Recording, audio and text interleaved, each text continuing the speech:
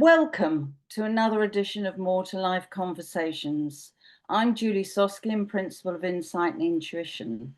Before I introduce our guest today, just a few words on what's coming up with Insight and Intuition in the autumn. We will be putting on our accredited seminal unfoldment course, which is ideal for any levels of psychospiritual advancement, life skills, and a solid grounding for any healing and psychic work. Also, our very popular Self and Tarot course, which informs on personal and spiritual growth. Up and coming in our next YouTube More to Life program is Holly Kellum, who will be talking about her pilgrim's journey on the Camino Santiago. Holly will also be leading a spirit and body group in the autumn term.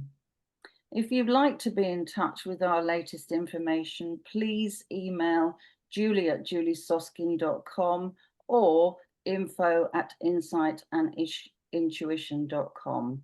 And we ask you kindly to please press the subscription button. We welcome any suggestions for further More to Life programs, and we look forward to seeing you very soon. Today, I am really pleased to welcome David Manning. David is an energy worker and has been trained over a 35-year period in working with large fields of multidimensional energy to co-create and transmit frequencies of possibility, potential, and healing at both individual and collective levels. Welcome, David. Julie, thank you so much. It's lovely to be here with you. Yes, it's really lovely to see you, my love. We've known each other for a considerable amount of time now. You were my first teacher, my first proper teacher, back at the end of the 80s. So it is a long time now. Yeah, it goes on, but it's lovely for me when students go on and they do their own thing and do more than I can. So it's really lovely. And just for the point of the program, perhaps David, you can say something about how you came into this work. What was it that inspired you or informed you? What do you think drew you towards this work in the first place? I think, with hindsight, and hindsight is a wonderful thing, I didn't really have any choice, in a sense. Although at the time it's always given as a choice, but looking back, there wasn't really much choice at all. And as a child, I was very multidimensional and spent a lot of time out of my body and had lots of out-of-body experiences at night that really scared me because I couldn't control them, and I felt that I was being pulled out of my body. Now, once I was out of my body, I have no memory of what happened, so I don't know. And maybe at some point I'll do some regression around that. I don't know, but I always remember the sensation of somersaulting out of my body and being terrified Right. of that experience.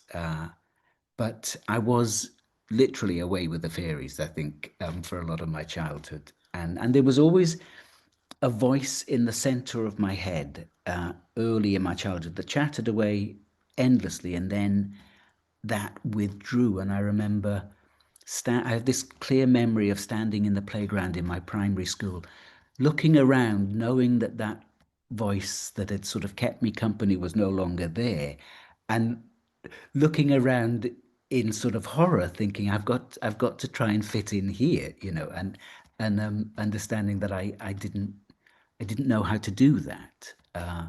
So it was strange. All of that went away, although I was aware that I viewed things differently than friends in school as a teenager. But I sort of kept that under wraps. And then in my 20s, when I was 27 in London, I grew up in a small town in Wales, but I moved to London when I was 19. And in my 20s, that voice that had accompanied me early in childhood came back and reintroduced itself. And at first I thought, I'm going mad, maybe, but I recognized the voice as something very deeply familiar, and it led me to the College of Psychic Studies, and your classes. You were the first person that I connected with, because I had read one of your I think your first book, and was amazed at what I was reading, because it just awoke something. It felt like being somebody setting the touch paper and something coming alive within me. And so your book was, I think that was Winds of Change, wasn't it? Was the first, Yeah. and Yeah. and really lit something within me, and was a significant awakening process, I'm sure, for many people, to be honest. And things started from there, really. And the College of Psychic Studies was an amazing place for me. It sort of opened up and welcomed me in, and things happened very quickly there for me, because you directed me to, I wanted to study psychic development, and you said, no, not yet, go and do a healing course. I came along to you for an interview. And so as soon as I started on a healing course, the leader of that course invited me to work in the clinic within a couple of weeks. And so I wasn't working with individuals. I was sitting, with other trained and experienced healers, watching and participating at that level. But it it felt deeply, deeply natural. And I remember the first time I put my hands on somebody in that healing class, and the first time I had ever done that consciously, I sort of knew what was going on with them without having any idea how I understood that. And Mm. that surprised me too, but it was, the whole world just, it was one of those things that I know now, looking, it was meant to be, but it also terrified me, in a sense, because Yeah. I knew, sitting in your classes, that I was touching things within me that were really, really beautiful and more true than anything else in my life. And I knew that that part of me would want all of me. And I knew also that I wasn't prepared to give all of me. And so for years, I was very, very split, Mm. in that. And it's been an ongoing process of surrender. Back then, I think I thought that I needed to surrender there and then, and it was, a one decision process. And of course, it isn't a one time. It's an ongoing process, and the depth of surrender continues to open up and draw us in. But that, in my mind, that was a stark choice of give everything here and now, and I knew I couldn't, and I was addicted. I was an addict at that stage too, although my addiction was quite low key at that stage, and it went on to become a much bigger thing later on, which almost killed me, in a sense, and I had to make a clear choice then in terms of what direction my life was going to go in. Mm. So it was an interesting journey, and for a lot of it, I was very, very confused, and Mm. needed a huge amount of healing and integration work for myself. Yeah. So it's all interesting, but actually, in a way, it's not unusual for me to hear that kind of story, to be honest. I mean, when I mean, well, I'll ask you the question. When you had this voice you describe as a voice, what did you think it is, and what do you think it is now?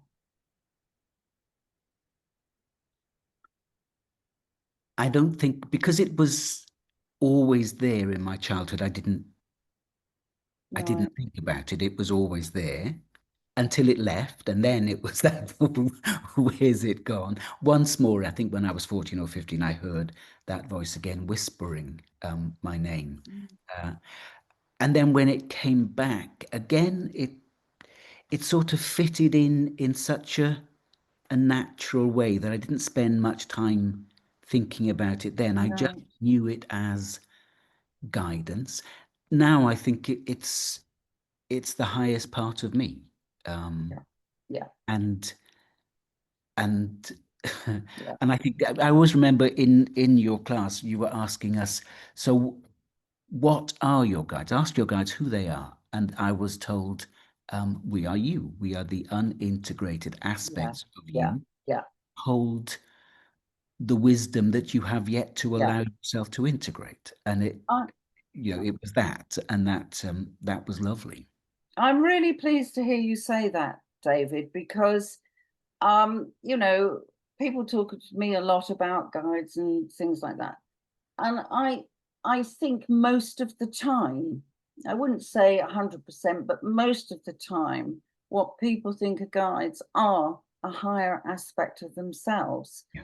And if you've studied a bit of psychology, that's actually quite common. But as you rightly say, it's quite daunting for a child. I had a not dissimilar experience to the point where my case, I thought perhaps I ought to go and see a psychiatrist in my late teens. Fortunately, I didn't, and through an interesting set of circumstances, I found a healer and it went on. But I do think that because as a human being, we need to put shape to things. So people put shape to what they call their guide. And very often, most common thing is a Native American Indian or it's a Chinese or something, because we as human beings need something that gives us shape. But I don't think actually it's quite like that. And if I might just say, the most the medium that I thought was the best medium I've ever met in my life, and her life was totally dedicated to the work. She even said to me once, she said, I'm still not sure whether my guide is part of me or something else. And that was a woman who had just the most tremendous integrity. So it's interesting you say that. So, you know, it's not that unusual to hear that story, but it is, you know, one thinks now what might happen to someone in that situation now, and what, I don't know, perhaps we better not go there, but anyway. So that led on to you doing this work as healer. And I must say for myself, I remember in one class where you were giving me healing, Mhm. and I could really, really feel that lovely, gentle, loving energy from you. And when you finished, you said to me, I don't know what I'm doing. And I thought, my goodness me, you've just got such lovely energy. Um, you were obviously a bit perplexed at the time, but it was there. It really was there then, back in whatever it was, late 80s or 90s, whenever it was. So your work has gone on, David, and um, you're very popular, I know, and you run all sorts of things over the net now, as we all do.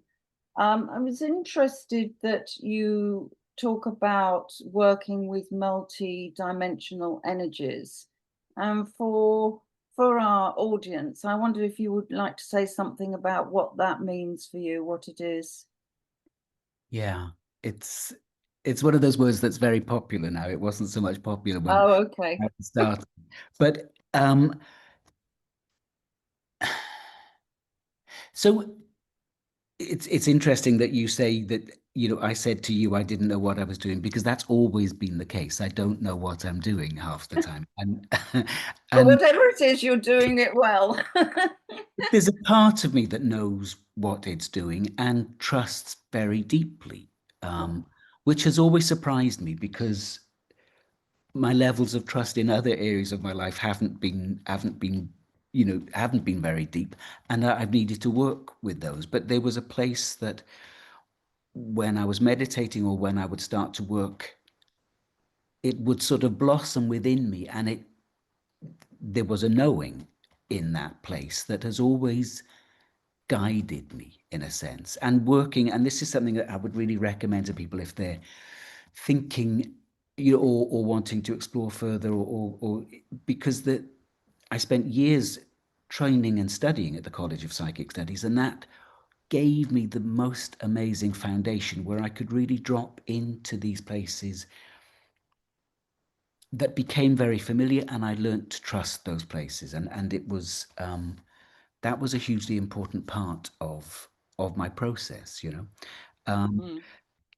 and it's gone on and on and on, and it's deepened, and it's taken me through lots of different processes. A lot of very deep personal healing had to happen, and at the beginning of the 2000s, there was this point where I had to choose to live. I had liver cancer, and that was I was dying and had to make a real choice as to whether I stayed on the planet or not. And once I decided to do that, once I decided to live, the cancer was gone very, very quickly. And that was the first time I surrendered to life. In a sense, I surrendered to being here, because up until that point, I had always been in very deep resistance. And it took years for me to put myself together enough that I was able to really get into this work, I think. And I was told you're being trained to hold large fields of energy.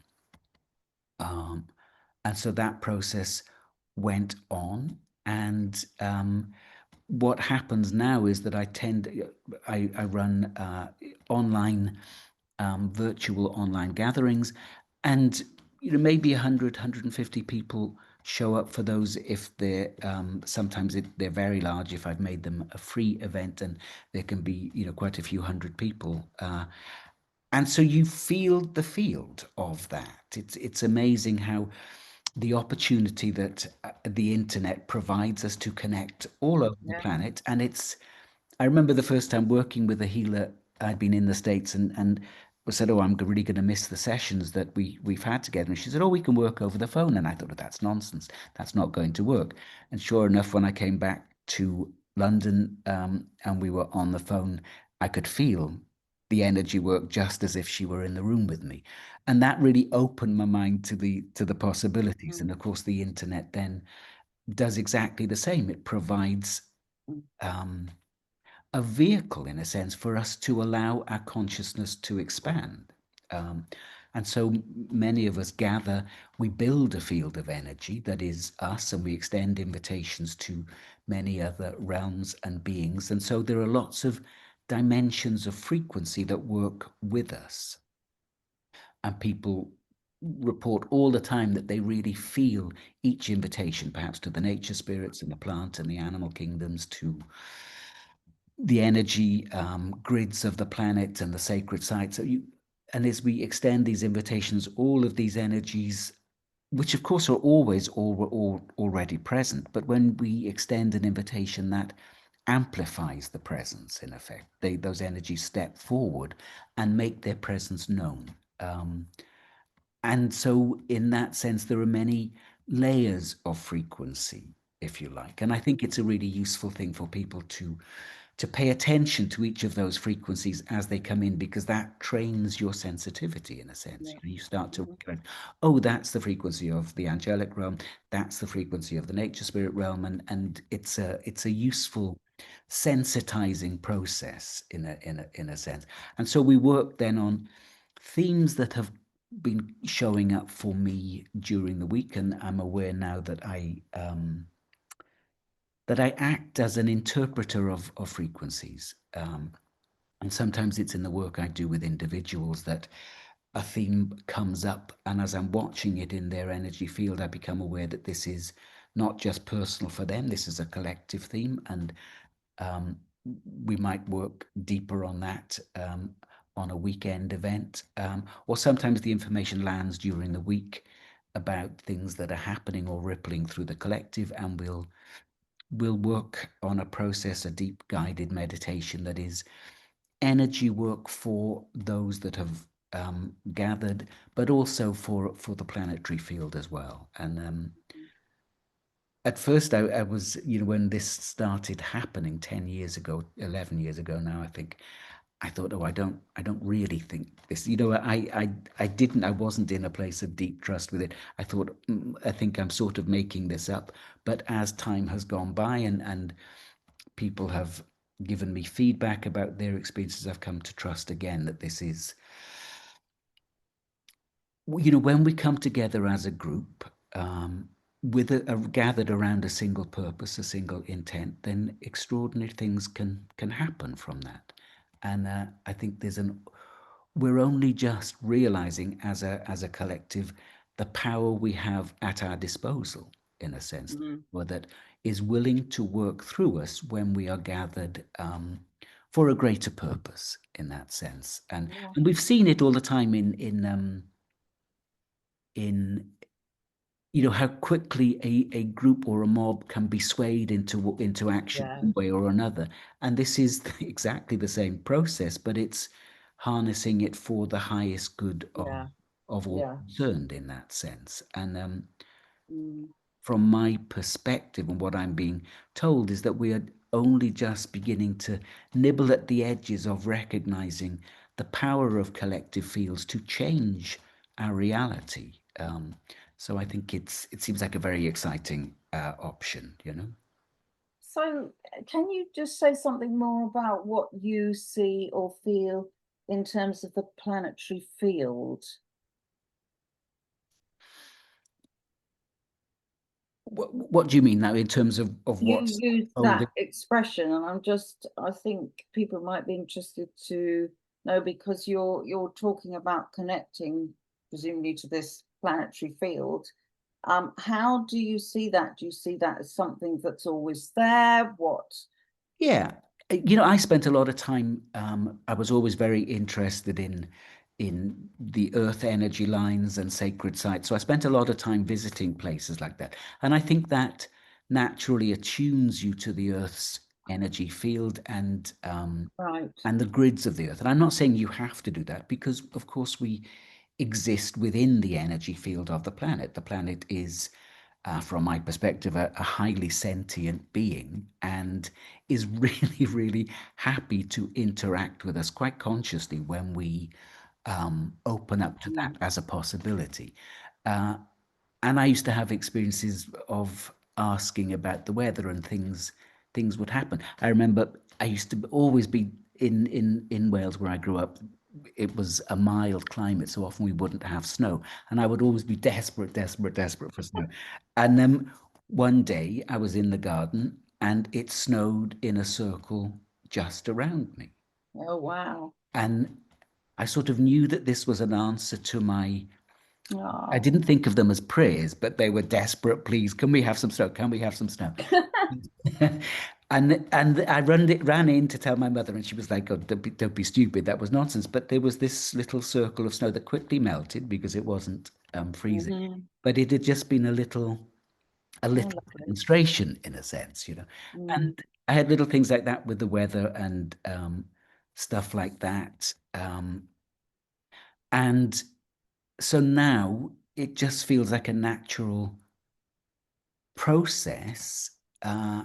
And sometimes I'm aware of being deep in the field of the planet, deep inside the planet, if you like, connecting with energy there. And it's as if the planet holds a huge amount of human history and human memory. Yes.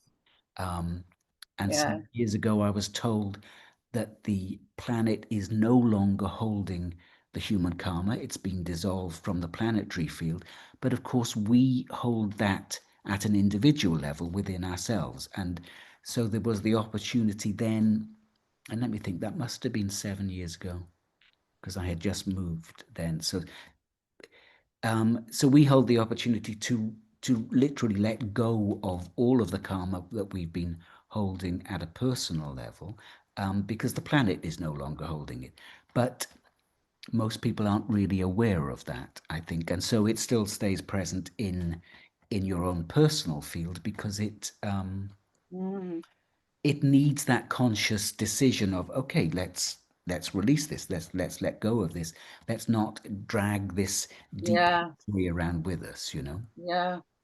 I find this very interesting what you're saying because, as you know, I have forever I've been doing what I call world healing, Mm. and one thing that has become so evident to me over years now is that all the past, uh, energies, the fears, that everything is just, it's a time where that has got to clear. Yeah.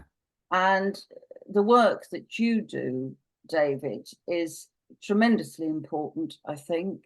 And all those of us, and there are many of them all over the world, in every country, by the way, that groups are getting together to do this, to clear that residue.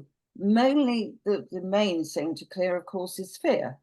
Yeah. And if you think of fear that has perpetuated down generations through cultures and so forth, and of course on a personal level, that's really important. And I know that there's a lot of work being done now with what people call ancestral work.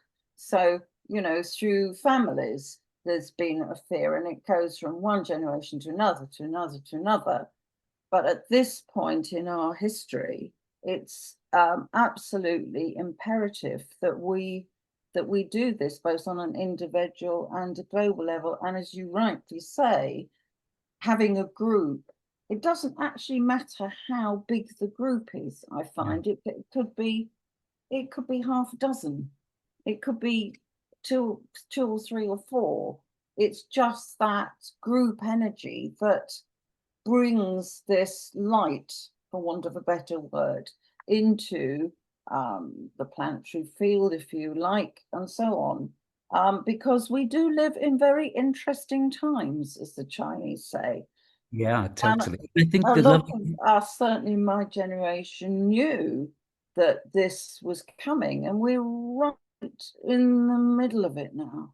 Yeah. And so it's I don't want to use the word fight, that's the wrong word, but there's certainly an intention that for a lot of us, and maybe even all of us on some level, that there is enormous change going on. So when you said that, you described that things are changing on that energetic level, I completely concur. And it's up to us, isn't it, what we do with it? I think totally. And I think, for a lot of people, it's the realization that the change is happening, because a lot Yeah. it's very easy to get caught up in what's Yes. happening at the surface and in the newspapers, and feeling that everything is going wrong, and uh, it's easy to be seduced into that viewpoint, I think. And I feel very fortunate in that whenever I drop into a meditation, that viewpoint is totally wiped out of my awareness, and I'm immersed in fields where everything seems to be going right. It's almost the polar opposite. And there's in this group work that we do most weekends now, there was a really decisive shift out of the deep clearing work that we were doing, clearing collective patterning, going back many, many generations, um, into starting to work much more creatively with the energies that are available to us now to build futures, Mm, in a sense. yeah. So it was and that I can't remember when that happened, but it was sometime last year when we moved out of the deep clearing work into energy work that is now much more creative, and Yeah. that seemed like a very clear step out of one Yeah. part of our history into something new, You reminded me, I don't actually hold a lot of my channeling work, but as you were talking, I remember some words that came through, that humanity was equivalent to an adolescent. an adolescent that was just about to leave home and stand on their own 2 feet. And what you've just described is absolutely like that. It's like the time in one's life where you're going to leave your parents and you've got to step out on your own and make your own life. Yeah. And when you were talking, I thought, yes, yes, that's exactly what is happening now. We've got to create the new. We've got to create the new life for humanity. And recognize that it's important that we don't create it on the foundations of what has been. Yes, What has been didn't absolutely, work, you know. absolutely.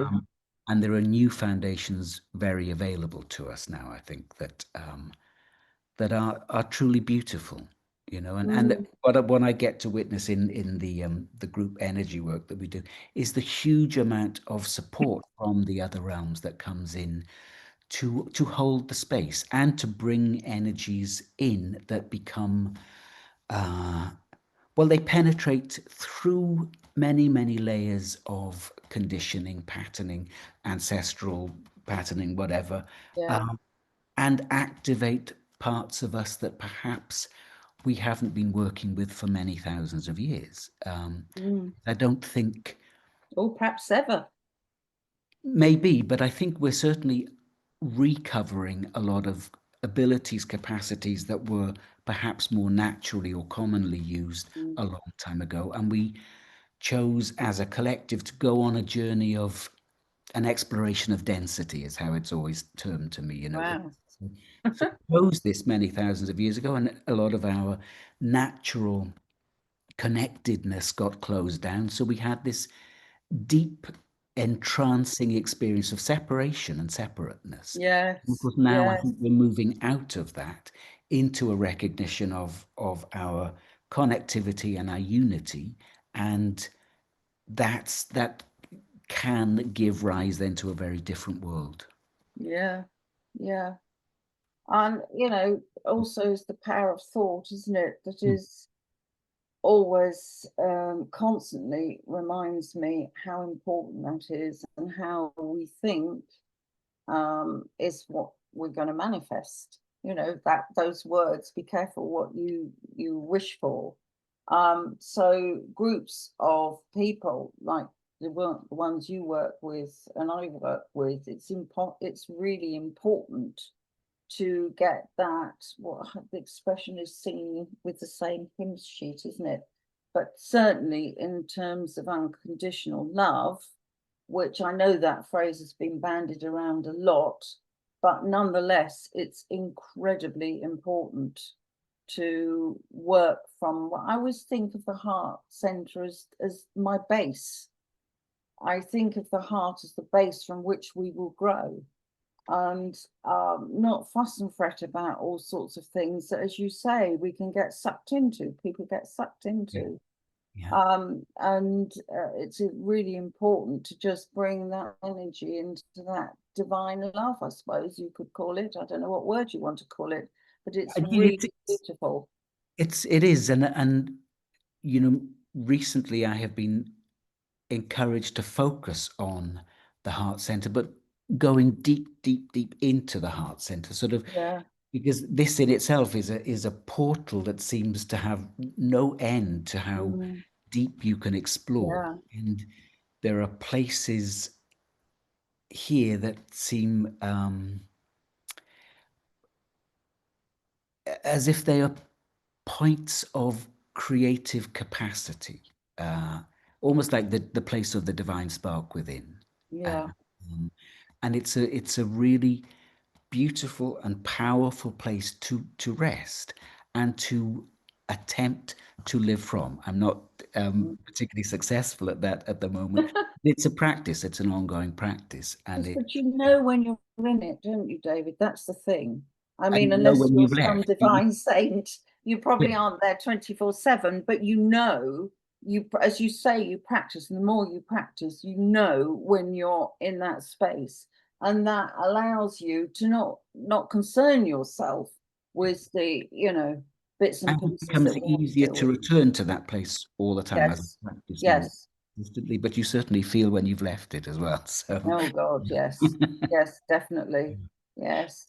Oh, I think no, I think it's really interesting to talk to you, and it's really lovely that the work you do. Um, and we could probably talk for hours.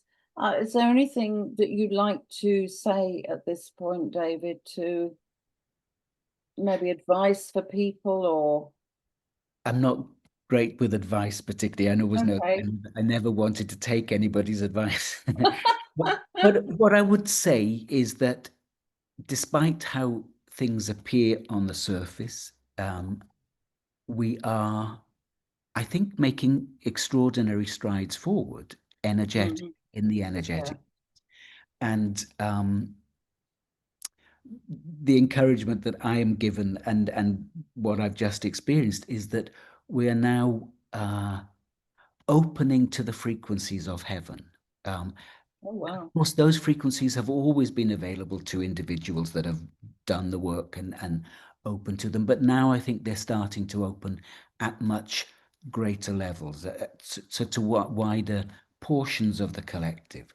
So the frequencies of heaven are just the high frequency energies that have always been available, but now they're starting to penetrate through the dense astral cloud that has surrounded the planet, Yeah.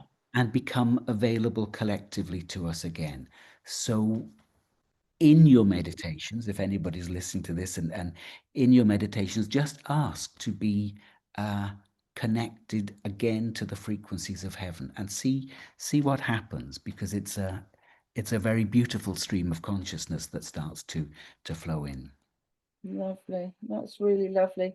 So, for people who are watching this, and by the way, everybody, thank you for watching it. How would one contact you, David?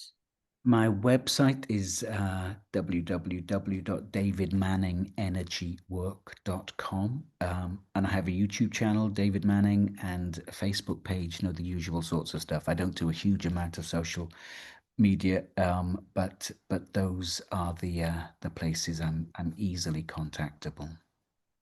Well, it's very, very encouraging to hear you speak today and to know that this work is going on. And I'll just share with you something I got very, very early on when I was doing this work, because my first teacher was very keen on healing. And we did world healing even back then in the 70s. And I got this amazing image one day of lights. And I saw an image of the globe and an image of all the countries in the globe. And I was shown lights going on in every single country, bearing in mind that this was back when, we had the Iron Curtain up and all that. And there were lights, and I was told this is going on. This is going on all over the world. You are not alone. And I know that to be true. And I thank you so much for the work you do. And thank you so much for chatting to us today, David. Oh, It's it's been been a a real great pleasure. pleasure. I just want to say thank you to you for being such an inspiration to me, and you were a great guide and teacher for me, back in the days when I was very, very shaky and very unsure. And I know that you have been that to many, many, many people over the years. So, so a deep bow of gratitude to you, all the light you have held over many, many years, Julie. Thank you so And much. let us rejoice in the lights going on all over the world. And I think that's a lovely place to leave you. Thank you so much.